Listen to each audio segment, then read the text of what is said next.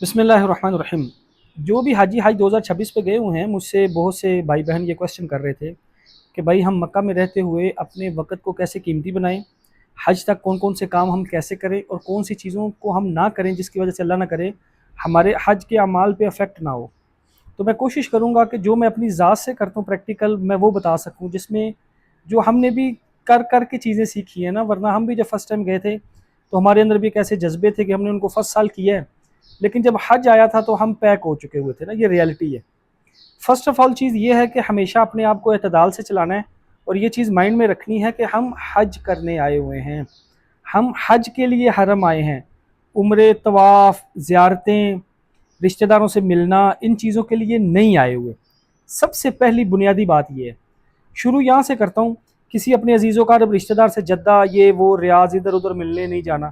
अब security risk होता है, आपको नुस्ख कार्ड मिले होते हैं, हरम मिकात की हदूद से बाहर जाओगे, वापसी में प्रॉब्लम हो सकती है, आपके लिए भी, आपकी वजह से आपकी गवर्नमेंट के लिए भी होगी।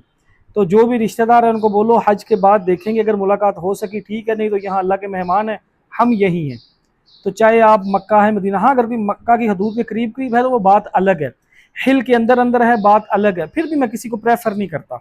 खैर ये बेटर तो क्या अलग, किसी जद्दा जुद्दा इधर उधर ज़ियारतें ये वो कहीं दूर दूर नहीं जाना।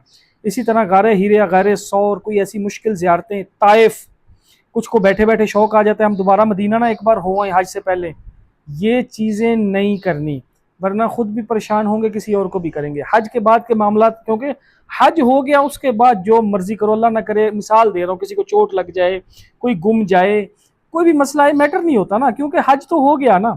लेकिन अल्लाह ना करे अगर हज से पहले ये काम किए, हमने देखा है गारे हसौर चढ़ते लोगों ने अपने पाँव मुड़वा लिए, फिर व्हील चेयर पर सारा हज करना पड़ा, मुशक्कत अलग थी, कोई मिलता भी नहीं था, कोई बीमार हो जाता है। बहनों को शौक होता है भाइयों को 10-10, 12-12, 15-15, 20-20 उम्रे करने का, रोजाना के 5-5, 7-7, 10-10 तवाफ करने का। तो वो सारा अपना फोकस इसी चीज़ों, 5-6 नमाजें जाके हरम पढ़नी है भाई, इस पे मेरे पे ना कोई फतवा ना दे, बात को समझना है, ठीक है? क्या भाई इबादत से मना कर रहे हैं, इबादत से मना नहीं कर रहा, एतदाल पे ला रहा हूँ, एतदाल पे। अल्लाह रब्बुल इज़्ज़त को वो इबादत ज़्यादा पसंद है जो मुख्तसर हो लेकिन रेगुलर हो, ठीक है? तो इसलिए याद रखो, ना कोई ऐसी ज़ियारतों पे जाना है, ना कोई मिकात से बाहर कहीं जाना है, ताइफ रिश्तेदारों से मिलने, ना कोई बैठे बैठे मदीना जाने की कोशिश करें, ये सारी चीज़ें देखना। और अपने आप को एक दो तवाफ़ किया, जो नमाज़ें 2-3 मिले आराम से, किसी कोई एक टाइम स्पेसिफिक रखा, उसी में हरम चले गए, उसी के दौरान जो नमाज़ें आई वो भी पढ़ ली, तवाफ़ भी किया, वापस अपने होटल आ गए। कुछ नमाज़ें मोहल्ले की मस्जिदों में भी पढ़ लें, ये भी हरम की हदूद है, यहाँ भी 1 लाख का सवाब मिलेगा। हाँ, इससे मुराद ये भी नहीं होटलों में ही पड़े रहो, रिसेप्शनों में ही बैठे रहो, मोबाइल पकड़ के सियासत की बातें हो रही हों, ये सियासी बातें, फ़िरकावारी ये बातें, ये सब पाकिस्तान में छोड़ के जाएँ। Chaudhary, Rana, brigadier, general, colonel सब पाकिस्तान में छोड़ के जाएँ। वहाँ अल्लाह के मेहमान हैं, एक आम इंसान हैं, अपने आप अपने गुनाह बख्शवाने गए हुए हैं, अल्लाह को राज़ी करने गए हुए हैं। ये बेसिक पॉइंट। अगली चीज़ आ गई टाइम कैसे बच सकता है। मैं अपनी ज़ात से बता देता हूँ, मैं टैक्सी यूज़ करने वाला, मैं प्राइवेट कभी हज नहीं करता, मैं गवर्नमेंट हज करता हूँ, क्योंकि मैं जब कंपैरिजन करता हूँ तो जो हज प्राइवेट वाले 15-18-20 लाख में आजकल करवा रहे हैं ना, मैं 2026 की बात कर देता हूँ, गवर्नमेंट का वो 12 लाख का है, तो मैं 12 गवर्नमेंट को दे के ना, बाकी ऊपर के पैसे जो है ना वो अपनी ज़ात पे खर्च कर लेता हूँ। मैं बसें बहुत कम यूज़ करता हूँ, शायद करता ही नहीं, बहुत कम, कभी हो तो कर ली, नहीं तो मैं टैक्सी यूज़ करता हूँ। 4-5 दोस्त जितने भी हों, आप भी जैसे कुछ लोग इकट्ठे हो गए, आपस में ग्रुप बना लिया, जिस टाइम हरम जाना है टैक्सी ली। स्टार्ट के दिनों में जैसे आज 6 मई है, तो अब 20-25-30 रियाल देंगे, वो आपको हरम जाके उतार देंगे, बेसमेंट में उतरे सीधा हरम, 10 मिनट में हरम, 10 मिनट में वापसी। हज के करीब जाके चलो कह लो कि 50 रुपये ले लेते हैं, वो इतना ही होता है, इससे ज़्यादा नहीं होता। तो वो फुल पैकेज में थोड़े थोड़े पैसे आते हैं, रोजाना के 15-20 रियाल लगे, लेकिन फ़ायदा क्या होगा, 1.5-2 घंटे बच जाते हैं, आगे जाके और रश हो जाएगा रोडों पे, बस से मिलने के बावजूद टाइम लगाती हैं। तो आपको इस वसवसे में, इससे शिकायत भी ख़त्म हो जाएंगी। याद रखो, शिकायत करना मना नहीं है, कुछ लोग समझते हैं मैं शिकायत करने का कहते ही नहीं, ऐसा नहीं है, लेकिन जो चीज़ मेरा मानना है वैसे हल हो सकती है, उस पर शोर नहीं डालना चाहिए। अब मुझे बहुत भाई बहन ये भी कहते हैं अब हर बंदा अफोर्ड नहीं कर सकता, फिर हमने लाखों रुपया गवर्नमेंट को क्यों दिया है। अगर मैं इसकी डिटेल में जाऊँ ना तो बहुत बातें हैं, मैं इस डिटेल पे जाता ही नहीं, टाइम थोड़ा है, काम ज़्यादा है, क्यों अपने आप को इन्हीं वसवसों में परेशान करें और सारा हज ऐसे ही गुजारें। मैं आपसे क्वेश्चन कर देता हूँ, इस क्वेश्चन से खुद आंसर निकाल लेना। टाइम तो लगना है, बस से मिले भी तो 1.5-2 घंटा, 1.5-2 घंटा लगा के हरम जाना बेहतर है, यहाँ के 10-20 रियाल लगा के वो 1.5-2 घंटा बचा के हरम जाना बेहतर है, जिसमें आप जाके तवाफ कर लोगे। ये बात थोड़ी सी समझने की, अगर कोई समझ जाए तो। इसी तरह खाना खाने हरम ही आपने बिल्डिंग खाने खाते हैं, हम खाना खाने आते हैं, सब है।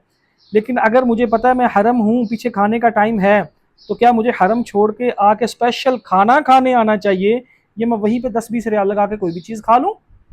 और मतलब कभी कभी हो जाता है ना, आप नहीं आ पाते अपने होटल टाइम पे, तो याद रखो अगर चवानी ठियानी लगने से आपकी इबादत में और आपकी तबीयत में सुकून मिल सकता है, तो उसको अवेल करें। हाँ, किसी के पास वैसे तो देखो गरीब आदमी जिस पास पैसे हैं वही हज पे गया हुआ है ना, तो ये बजाय ये शॉपिंग शूपिंगों पे खर्च करने से ये बेहतर नहीं है।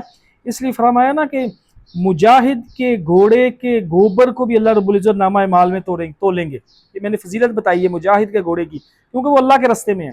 इसी तरह आप अल्लाह के रास्ते में हैं, जितना खर्च करोगे उसका मतलब कहते हैं ना, अपनी जात पे खर्च करना 1 लाख है, दूसरे के साथ पे करना 10 लाख है। और जितना खर्च, और उधर तो वैसे ही एक एक नेकी 1 लाख के बराबर हो जाती है, तो वो तो पता नहीं कैलकुलेशन कहाँ तक चली जाती है। तो मैं आपसे ये बोलूँगा कि हाँ, रूम में कोई कमी पेशी है, बेडशीट चेंज करवानी है, वॉशरूम का कोई इशू है, मतलब वो आप रिसेप्शन पे आके बोले, वो सेटल करके देंगे इंशाल्लाह, और करते भी हैं। ठीक है, थोड़ा टाइम लग जाता है, अब तो बड़ी सारी चीज़ें सेटल्ड हो गई हुई हैं अल्हम्दुलिल्लाह। तो आपसे ये रिक्वेस्ट है कि इन चीज़ों को देखिए, अपनी ज़ात को उतना सा रखें, ऐसा ना हो हज के करीब पाँव पे छाले पड़े हों और कमर कसी हो। हमारे भाई बहनों के ये केस आते हैं, फिर हज अभी पड़ा हुआ है जो हम बेसिक करने गए हैं, नफली इबादत में अपने आप को इतना थका दिया कि फ़र्जी के लिए अब खड़ा नहीं हुआ जा रहा। ऐसे नहीं करना। इसी तरह हज पे भी हो, वहाँ भी एतदाल से चलो। होटल से मिना बसों पे, मिना से अरफात बस ट्रेनों पे, वापसी आपकी मर्जी, ट्रेनों पे आओ पैदल आओ, मैं पैदल प्रेफर करता हूँ। कोई ट्रेनों पे भी आए सो बिस्मिल्लाह, बस अपने आप को इस तरह चलाना है कि एतदाल के साथ चलते रहें। ये हज जज्बे जज्बात का काम नहीं है। अभी अजान शुरू हो गई है, दुआ में याद रखिएगा। कहा सलाम, अल्लाह हाफ़िज़।